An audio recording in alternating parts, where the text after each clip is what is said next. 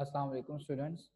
First year की class है biology की और हम चैप्टर को डिस्कस कर रहे हैं न्यूट्रिशन रिस्पायरेटरी सिस्टम वाले, ठीक है, गैसियस एक्सचेंज वाले चैप्टर को हम डिस्कस कर रहे हैं।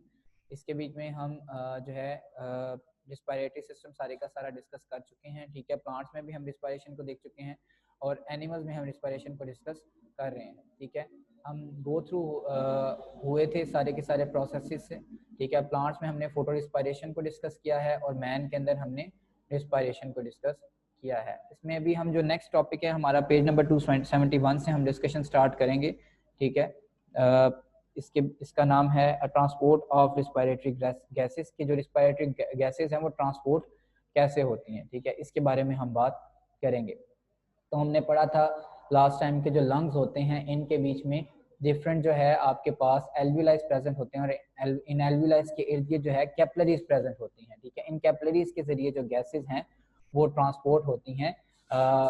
जितनी भी ब्लड में गैसेज होती हैं वो सारी की सारी एल्विलाई में होती हैं और एल्विलाई के जरिए बाहर चली जाती हैं और एल्विलाई से जितनी बाहर से गैसेज आ रही होती हैं वो सारी की सारी इनसाइड चली जाती हैं जो एक्सचेंजेबल होती हैं, जिसमें हम दो मेजर की बात करते हैं, कार्बन डाइऑक्साइड और ऑक्सीजन, ठीक है। तो यहाँ पे हम देख सकते हैं कि ऑक्सीजन जो है एल्विलाई से ब्लड के अंदर आती है और कार्बन डाइऑक्साइड जो है वो ब्लड से एल्विलाइज के अंदर चली जाती है।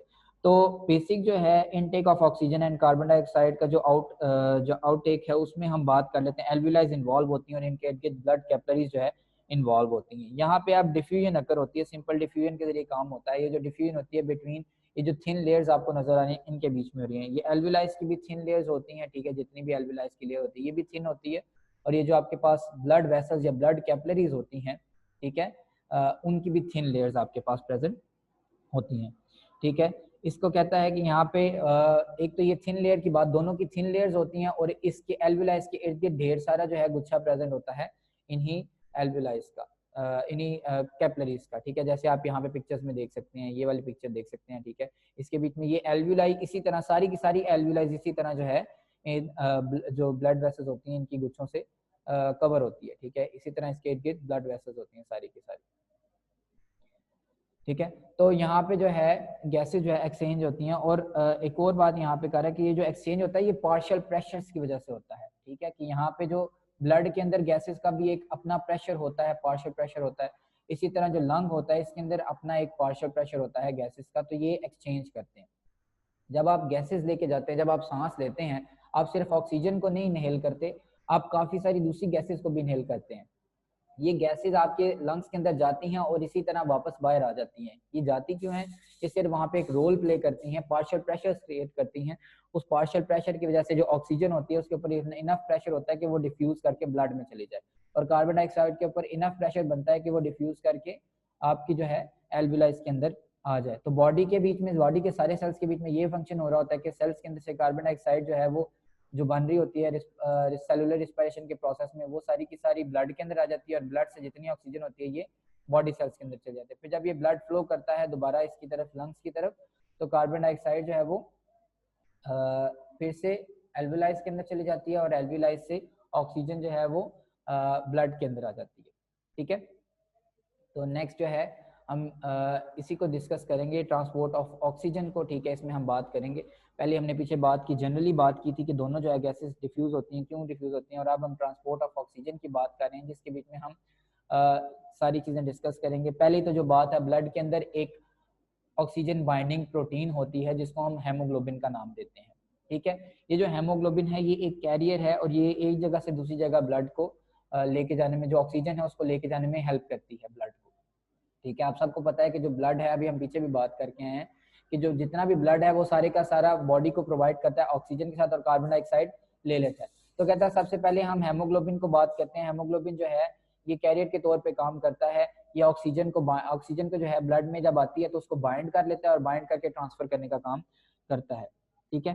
तो ये जो है वहाँ पे कार्बोनिक एनहाइड्रेज एक एंजाइम होता है, ये जो है बाइंड करता है हेमोग्लोबिन को ऑक्सीजन के साथ। हेमोग्लोबिन जो है ऑक्सीजन के साथ बाइंड करके HbO2 का जो है स्ट्रक्चर बना लेती है और इस स्ट्रक्चर को जो है फिर ये जो HbO2 है ये बॉडी के पास चला जाता है और जिस जगह पे चाहिए होता है वहाँ पे ब्लड ट्रांसफर दे के, वहाँ पे ऑक्सीजन दे के, तो वहाँ से चला जाता है, ठीक है। तो बेसिकली ये HbO2 की फॉर्म में ऑक्सीजन जो है ट्रेवल करती है एक जगह से दूसरी जगह। कार्बोनिक एनहाइड्रेज जो एंजाइम होता है ये हेल्प आउट करता है इस सारे प्रोसेस के बीच में। यहाँ पे कार्बोनिक एनहाइड्रेज एंजाइम जो है वो यूज होता है, ठीक है। उसके बाद जो है आपके पास जो हीमोग्लोबिन है, यहाँ पे इसकी एक स्पेसिफिक कंसंट्रेशन होती है ब्लड के अंदर, ठीक है। अब अगर पूरे का पूरा ब्लड है तो वो एक स्पेसिफिक कंसंट्रेशन को जो है अब्सॉर्ब करेगा, बाकी कंसंट्रेशन को अब्सॉर्ब नहीं करेगा, ठीक है। तो अगर 100 ml ब्लड हो, 100 मिलीलीटर ब्लड हो, तो उसमें 20 मिलीलीटर जो है ऑक्सीजन होती है, बाकी 80 मिलीलीटर जो आपके पास उसके बीच में सारे के सारा दूसरे कंपोनेंट्स या जो दूसरे ब्लड वगैरह है वो सारा कुछ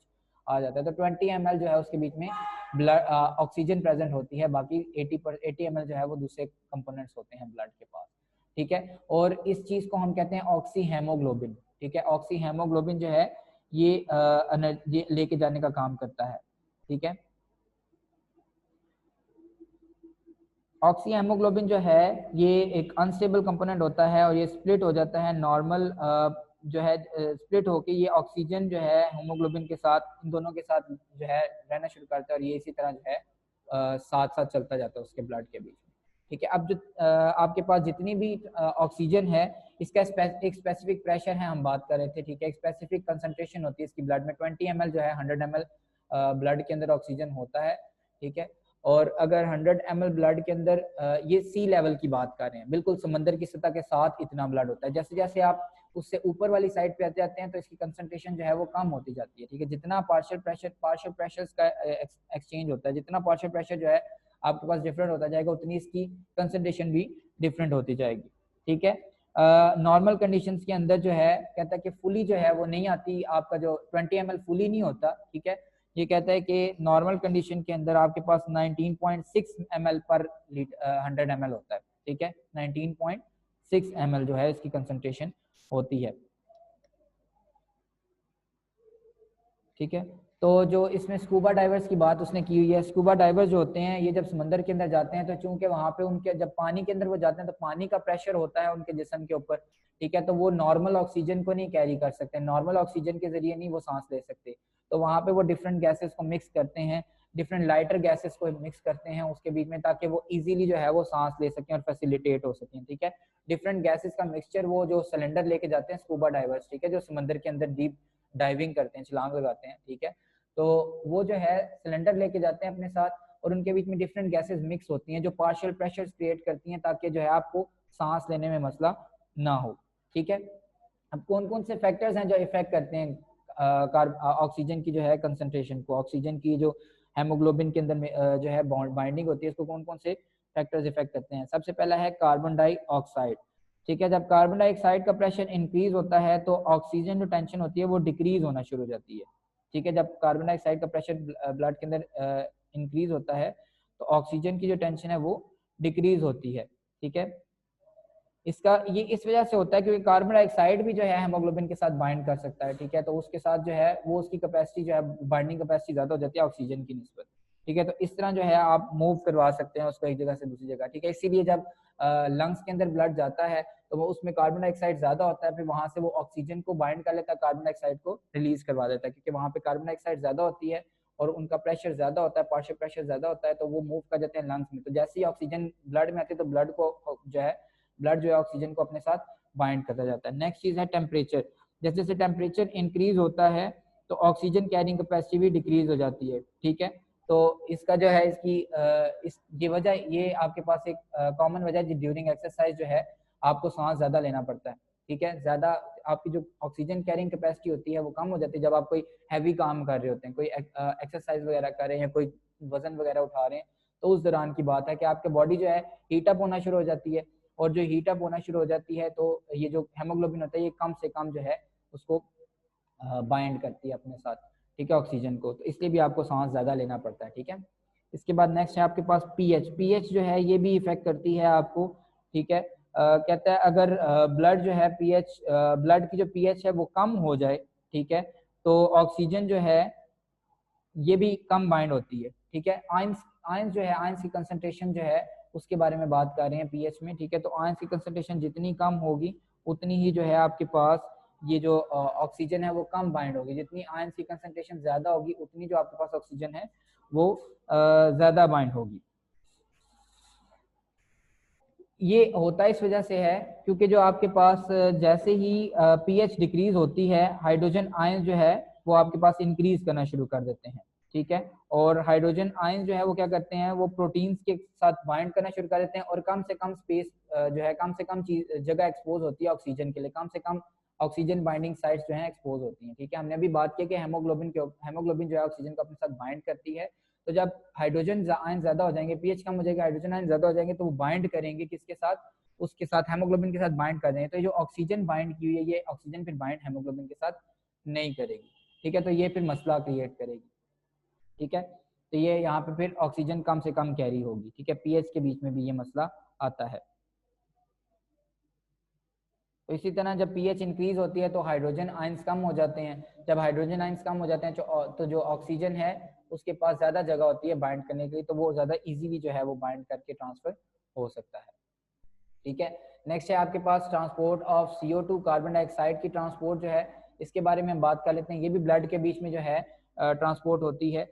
ये ज्यादा जो है आपके पास इंपॉर्टेंट फैक्टर है क्योंकि कार्बन डाइऑक्साइड को जिस्म से निकालना जरूरी है, ठीक है। ऑक्सीजन को जिस्म में बाइंड करना जरूरी है और कार्बन डाइऑक्साइड को जिस्म से निकालना जरूरी है, क्योंकि डिफरेंट प्रोसेसेस हैं, उनको ऑक्सीजन नीडेड होती है, कार्बन डाइऑक्साइड उन प्रोसेसेस के रिजल्ट में बनती है। तो हमें कार्बन डाइऑक्साइड को एक्सक्रीट आउट करना होता है, ज्यादा बाहर निकालना होता है जिस्म से, ठीक है। तो ये कार्बन डाइऑक्साइड जो है मोर सॉल्युबल है देन O2। अभी हम पीछे बात करके हैं कि इसकी कंसंट्रेशन इफेक्ट करती है ऑक्सीजन को, ठीक है। मोर सॉल्युबल है देन O2, ठीक है। ये जो है आपके पास ये भी ब्लड में ट्रांसफर होती है और ये सिर्फ ब्लड में एक तरीके से, ऑक्सीजन को हमने देखा सिर्फ ये बाइंड होती है, ठीक है। ऑक्सीजन जो है सिर्फ बाइंड होती है और वो ट्रांसफर होती है, जबकि कार्बन डाइऑक्साइड जो है सिर्फ बाइंड नहीं होती है, डिफरेंट तरीकों से ट्रांसफर होती है, ठीक है। इसमें पहला तरीका आपके पास लिखा हुआ है कार्बोक्सी हेमोग्लोबिन वाला, ठीक है। 20% जो आपके पास जितनी ऑक्सीजन जो कार्बन डाइऑक्साइड ट्रेवल करती है ब्लड के अंदर, यानी वो बेसिकली बॉडी से जो एल्विलाइज के पास जाएगी, इसकी बात कर रहे हैं। 20% जो इसमें से जाती है वो कार्बोक्सी हेमोग्लोबिन के केस में जाती है, ठीक है। जो हम अभी पीछे ऑक्सीजन का पढ़ के आए, यहाँ पे कार्बन डाइऑक्साइड बाइंड होती है और HbCO2 का जो है फैक्टर आपके पास आ जाता है। HbCO2 की सूरत में ये ट्रांसफर होती है 20% जो है। इसमें से जो आप बाकी जो रह जाती है 75%, ठीक है। इसमें से 5% जो है आपके पास वो दूसरी प्लाज्मा प्रोटीन्स के जरिए से होती है और जो आपके पास 70% है वो ट्रांसफर होती है बाइकार्बोनेट आयंस के जरिए। 5% जो है प्लाज्मा प्रोटीन्स के साथ बाइंड होती है, ठीक है। प्लाज्मा में अब ब्लड के अंदर सिर्फ आपके पास हेमोग्लोबिन नहीं होता, ठीक है, या ब्लड के अंदर जो है आपके पास ब्लड सेल्स नहीं होते, इसके अलावा आपके पास दूसरे बड़े फैक्टर्स होते हैं, प्लाज्मा होता है, ठीक है। उसके बीच में डिफरेंट प्रोटीन्स होते हैं, एंजाइम्स होते हैं।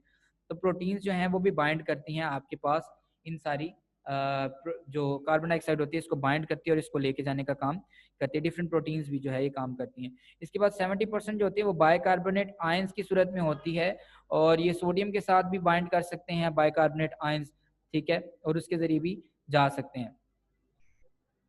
और ये आपकी बुक में जो है पेज नंबर 272 के ऊपर ये इक्वेशंस बनी हुई हैं, ठीक है। सेम कहता है कार्बन डाइऑक्साइड और पानी मिलके बाइकार्बोनेट बनाते हैं, ठीक है, H2CO3 बना ले, ठीक है। इसमें से आप जो ये बाइकार्बोनेट आयंस होते हैं ये फौरन से कन्वर्ट हो जाते हैं HCO3 और H पॉजिटिव आयंस के बीच में, ठीक है। फौरन से ये स्प्लिट हो जाते हैं, ठीक है, और स्प्लिट होके दो किस्म के आयंस बना लेते हैं, H पॉजिटिव और HCO3 नेगेटिव, ठीक है। तो इसकी सूरत में जो है 70% जो है आपके बाइकार्बोनेट आयंस की सूरत में जाते हैं। और जब ये नेक्स्ट जो है आपके पास, जब ये आपके पास काम हो रहा है सेल से, जब ब्लड के अंदर कार्बन डाइऑक्साइड जा रही है तब ये काम हो रहा है, ठीक है। जब एल्विलाइज के अंदर जाते हैं तो ये काम रिवर्स हो जाता है, ठीक है। HCO3 जो है, ये जितने दोनों जो मॉलिक्यूल होते हैं ये H2CO3 बनाते हैं और H2CO3 फौरन से कार्बन डाइऑक्साइड और पानी में कन्वर्ट हो जाता है और ये कार्बन डाइऑक्साइड और पानी जो है यहाँ पे आके आपका ट्रांसफर हो रहा है, ठीक है। यहाँ पे जो ये बॉडी सेल्स हैं इसके अंदर आपके पास H2O और CO2 से H2CO3 बन जाता है, ठीक है। और ये H2CO3 फौरन से कन्वर्ट हो जाते हैं H पॉजिटिव, और जब ये ब्लड के अंदर जाते हैं तो H पॉजिटिव और HCO3 नेगेटिव के अंदर कन्वर्ट हो जाते हैं। तो यहाँ से ये ट्रैवल करते हैं एल्विलाइज के पास। एल्विलाइज के पास आते ही जब ये एल्विलाई में ट्रांसफर होना होता है, यहाँ पे कार्बोनिक एनहाइड्रेज एंजाइम होता है, यही फंक्शन परफॉर्म कर रहा है, यही इनको चेंज करवा रहा है, यहाँ पे यही जो है मेंटेन कर रहा है। कार्बोनिक एनहाइड्रेज जो एंजाइम है वो HCO3 को H पॉजिटिव के साथ बाइंड करके H2CO3 बना देते हैं और H2CO3 जो है वो CO2 और H2 में कन्वर्ट होकर दोबारा से आपके लंग्स के अंदर चले जाते हैं, ठीक है, जो एल्विलाइज है उनके अंदर चले जाते हैं। तो इस तरह ये एक्सचेंज आउट हो सकते हैं। और रिमेनिंग 5% जो आपकी रह जाती है वो कहता है कि ये कैरिड आउट होती है डिफरेंट कार्पसूल्स के साथ, यानी डिफरेंट जो है सोडियम के साथ जो है वहाँ पे डिफरेंट फैक्टर्स होते हैं, डिफरेंट प्रोटीन्स वगैरह होती हैं दूसरी किस्म की, सोडियम के साथ बाइंड करते हैं और ये जो है उनकी सूरत में निकाल दी जाते हैं बॉडी से। ठीक है, इसके बाद आपके पास आर्टेरियल और वेनस सिस्टम है। ठीक है, ब्लड जो है जिसके जरिए ट्रांसपोर्ट होती है और इसके बीच में कितनी कितनी परसेंट होती है इसको हमने देखना है। ठीक है, आर्टरीज आपको पता है ये वो ब्लड होता है जो ऑक्सीजनेटेड, ये वो ब्लड कैपिलरीज होती हैं, ब्लड की वेसल्स होती हैं जिसके बीच में ऑक्सीजनेटेड ब्लड होता है, और वेनस जो है इसके बीच में डीऑक्सीजनेटेड ब्लड होता है वेन्स के बीच में। ठीक है, तो आर्टेरियल ब्लड जो है इसमें कार्बन डाइऑक्साइड कम होती है और वेनस ब्लड जो है इसमें कार्बन डाइऑक्साइड ज्यादा होती है।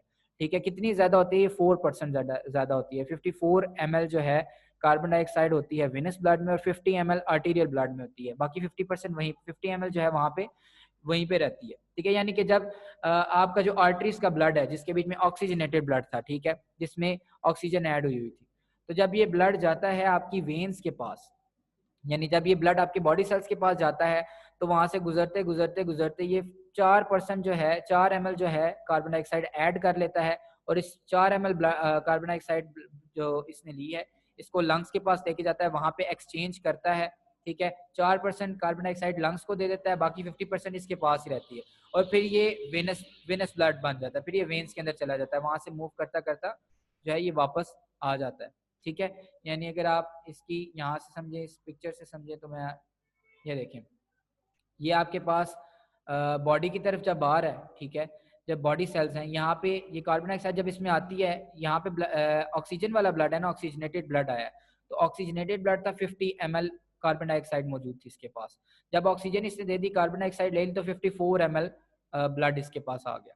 ये 54 ml ब्लड जो है यहाँ से ये लेके आया है इसके पास। ठीक है, 54 ml of carbon dioxide containing blood जो है यहाँ पे आया है, जिसको हम डीऑक्सीजनेटेड ब्लड कह रहे हैं, और यहाँ से जो 4 ml कार्बन डाइऑक्साइड है वो ट्रांसफर कर देता है, और ट्रांसफर करने के बाद ये 50 ml carbon dioxide containing blood जो है ये बॉडी की तरफ चला जाता है।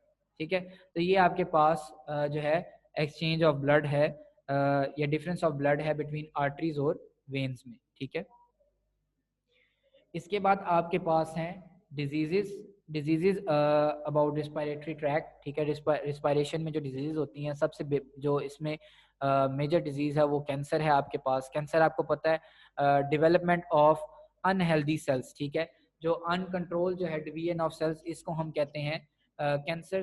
ठीक है, ये नॉर्मल सेल्स की तरह होते हैं लेकिन जो है ये एक्स्ट्रा सेल्स होते हैं, ठीक है, बॉडी के अंदर, तो इसको हम कहते हैं कैंसर। ठीक है, uncontrollable division of body cells, इसको कैंसर कहते हैं। मोस्टली जो कैंसर होता है ये आपको आप लंग्स का होता है। ठीक है, चूंकि आप ये रिस्पायरेटरी ट्रैक्ट है, ठीक है, तो रिस्पायरेशन के लिए साथ रिलेटेड है, तो लंग्स का जो है कैंसर होता है। ये मेनली होता है अनहेल्दी एयर की जब हम ब्रीथ करते हैं, जब हम किसी पोल्यूटेड एयर को जो है पोल्यूटेड एयर को जो है इनहेल करेंगे तो वो आपको जो है प्रॉब्लम कॉज करेगी बॉडी के अंदर, पोल्यूटेड एयर जो है।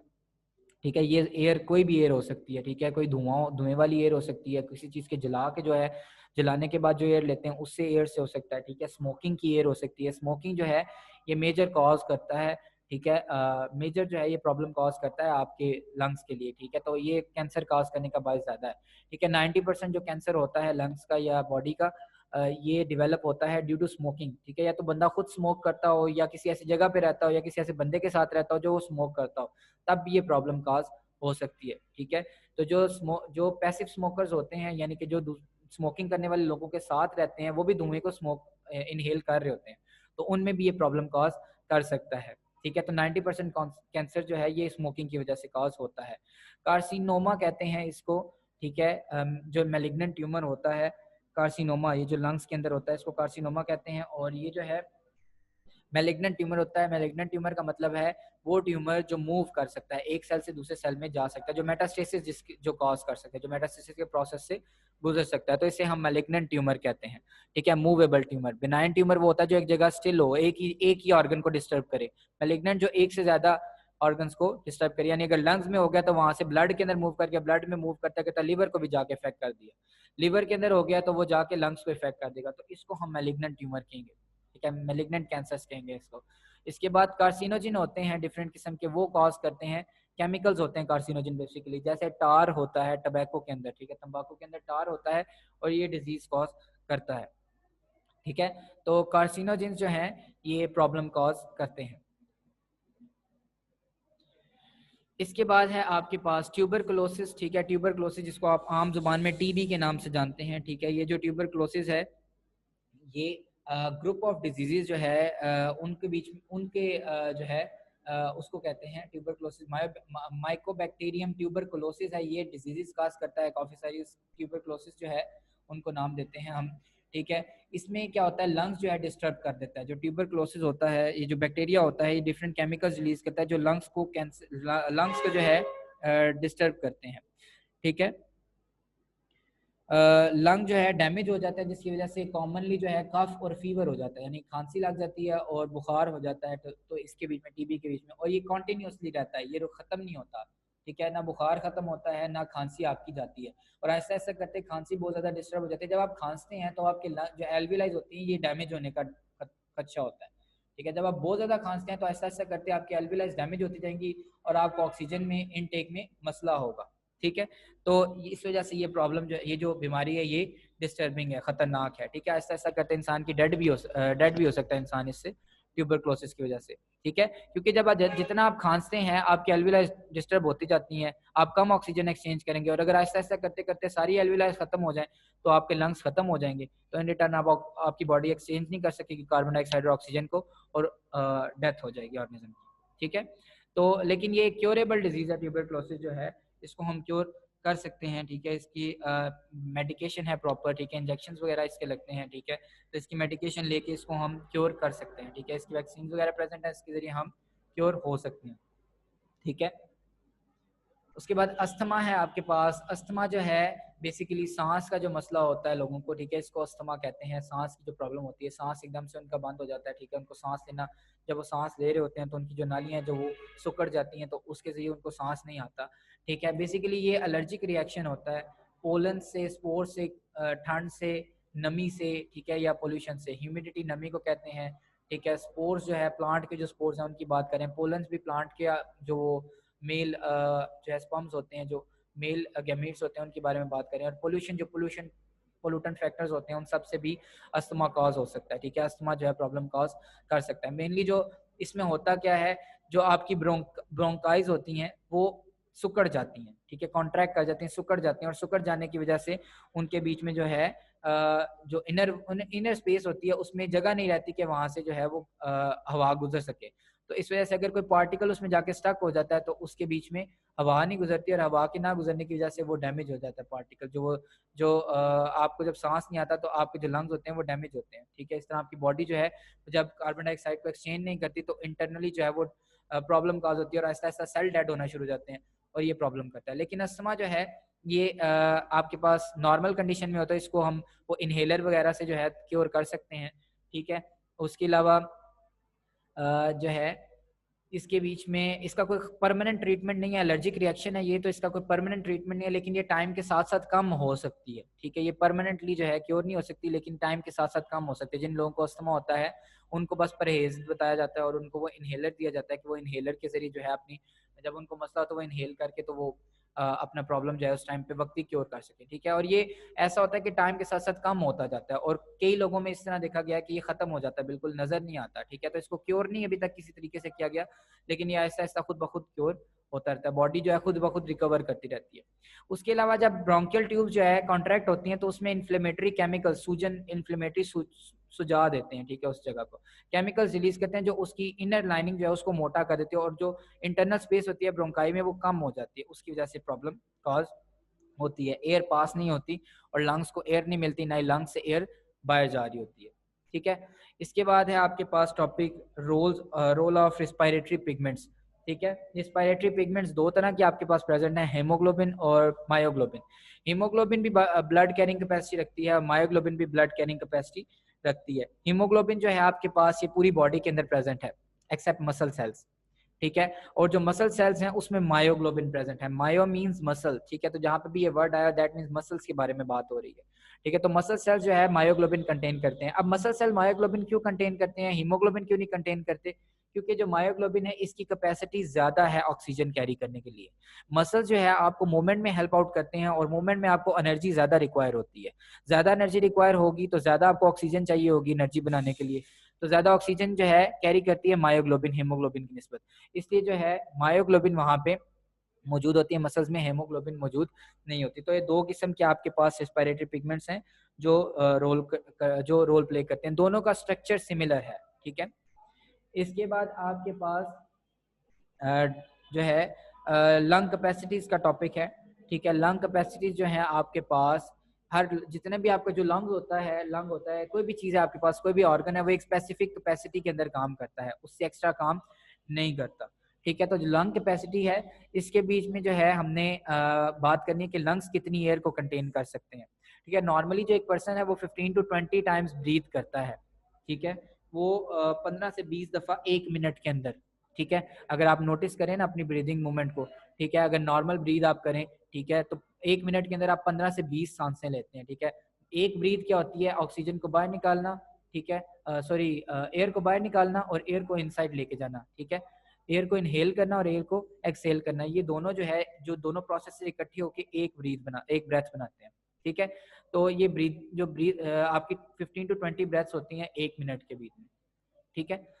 इसके बाद कहता है कि जो आपके पास एक्सरसाइज जब आप कर रहे हैं तो आप ब्रीदिंग ज्यादा कर रहे होते हैं, तो उस टाइम 30 ब्रेथ्स पर मिनट होती है, ठीक है। अप्रोक्सीमेटली 30 के रिलेटेबल, ठीक है, नंबर है आपके पास। तो इतनी आप ब्रेथ्स जो है ड्यूरिंग एक्सरसाइज या ड्यूरिंग जो हार्ड काम कर रहे थे उसके बीच में आप इतनी जो है ब्रेथ्स लेते हैं।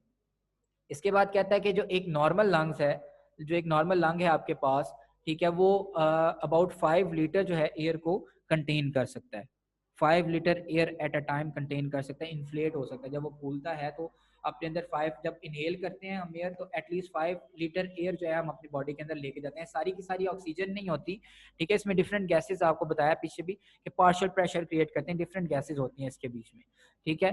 तो 5 लीटर एयर को हम जब इन्फ्लेट करते हैं नॉर्मल कंडीशंस में, तो 5 लीटर एयर को हम अपनी लंग्स के अंदर लेके जा सकते हैं। और ड्यूरिंग स्लीप जब हम सो रहे होते हैं या जब हम रेस्ट की पोजीशन में होते हैं तो आधा लीटर जो है, आधा लीटर जो है आप गैसेस को एक्सचेंज कर रहे होते हैं, ठीक है। सिर्फ आधा लीटर गैसेस को एक्सचेंज करते हैं ड्यूरिंग स्लीप या रेस्ट की कंडीशन में, ठीक है। और इसके बीच में जो है आपके बीच में जब आप गैस ये जो प्रोसेस कर रहे होते हैं, ठीक है, एक्सचेंज कर रहे होते हैं गैसेस में, इसमें डिफरेंट जो है कंसंट्रेशन होती है, ठीक है। आपके पास 13.1 टेबल है, इसके बीच में आपको बताया गया कि ऑक्सीजन जो है इनहेल करते हैं जब हम एयर को तो उसमें 21% ऑक्सीजन होते हैं, जब हम उसको एक्सहेल करते हैं तो उसमें 16% ऑक्सीजन होती है। दैट मीन्स हम कितने परसेंट ऑक्सीजन जो है उसमें से निकाल लेते हैं, ऑलमोस्ट 5% जो ऑक्सीजन है उसमें से हम निकाल लेते हैं, ठीक है। और बाकी जितनी होती है 16% उसको हम आउट ऑफ बॉडी फेंक देते हैं। इसके बाद जब इनहेल करते हैं तो उसमें 0.04% कार्बन डाइऑक्साइड होती है,